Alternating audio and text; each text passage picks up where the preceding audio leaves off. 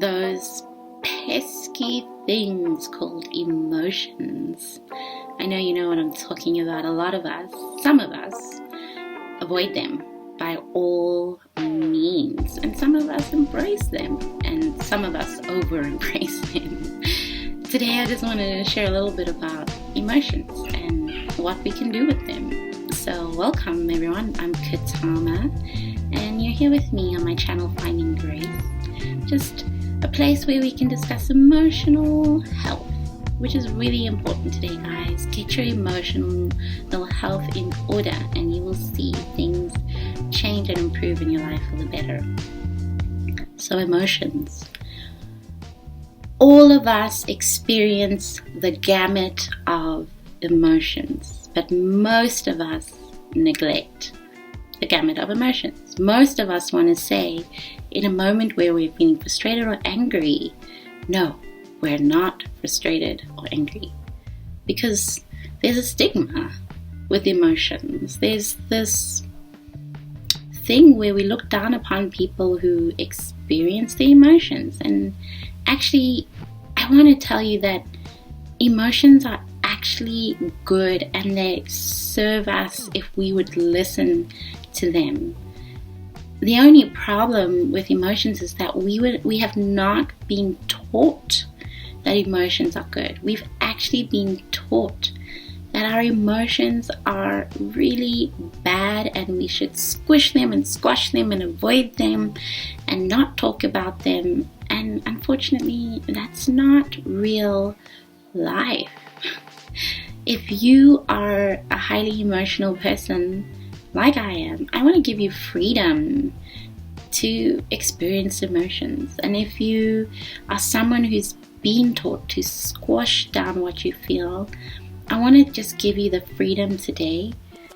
It is time for you to let your emotions out, to feel them and to see what they are telling you, because I tell you, you will have more steady days emotionally the more you respond to your emotions.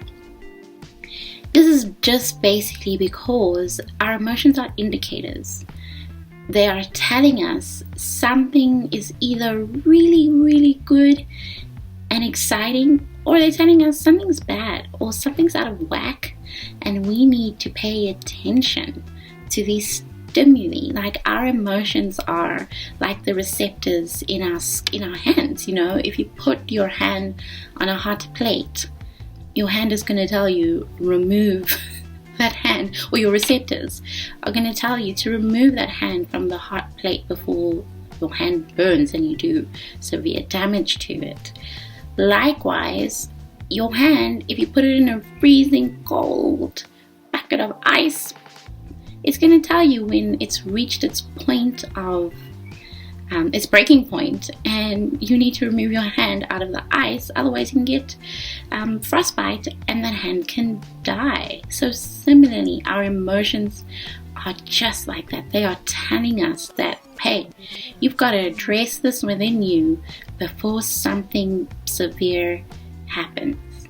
And normally we find ourselves in situations where we're exploding because we've had this anger for so long and now we just can't hold it in any longer. Someone has just pushed our buttons too much, or we find ourselves where we're just so anxious and going into certain situations just makes us so nervous. We've got to go and smoke a cigarette or drink a whole bottle of vodka or something so that we can just survive that single moment. Or we find ourselves unable to get out of bed because we are just so down in the dumps. I mean, that's not all of the examples, but those are examples that many of us face because we haven't dealt with our emotions. And the more we get our emotions under control, the less we are reliant on these external sources of relief. So know that your emotions are good. Tell yourself, my emotions are good. And also know that anger is not always just anger. Sorrow is not always just sorrow. It's especially these two that we get confused, because those are the only that's the only language we've been given to describe anger and sorrow. Like, you may be feeling angry about something, but it actually could be you're angry because you're feeling neglected, which means you're feeling neglected. You're feeling like your needs were not met, right? And then there's another thing you can do to meet your needs instead of getting angry. Or you're feeling sorrow because you've actually lost something that meant a lot to you. And so instead of just feeling sorrow and feeling like, oh, my life is going to end, actually, no, you can say, oh, wait, I lost something that meant something to me. Like, how do I heal that part of my life instead of just run away and avoid it? Like, these things mean that, hey, something needs to be addressed within us. And then joy. I mean, joy is simple. Joy heals a lot of things. When we are feeling joyful, it is one of the best emotions we can feel. And not much needs to go into explaining joy. And we do allow joy because it's a good emotion. But all of these other not good emotions, like, we do need further explanation. So today I want to encourage you to go and maybe sit down with yourself and understand what you're feeling. You know, you may be feeling resentment but it's manifesting as anger.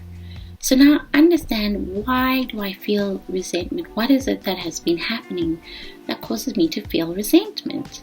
You know, it's as basic like that. And then that means now you can put things in place so that you can heal, so that you can protect yourself, and so that you can avoid this anger that comes up when you feel resentment. Notice the patterns in your emotions and see what these patterns are pointing to. So it's as simple as that. Acknowledge that your emotions are good. Acknowledge that they're serving you for your benefit. And then figure them out.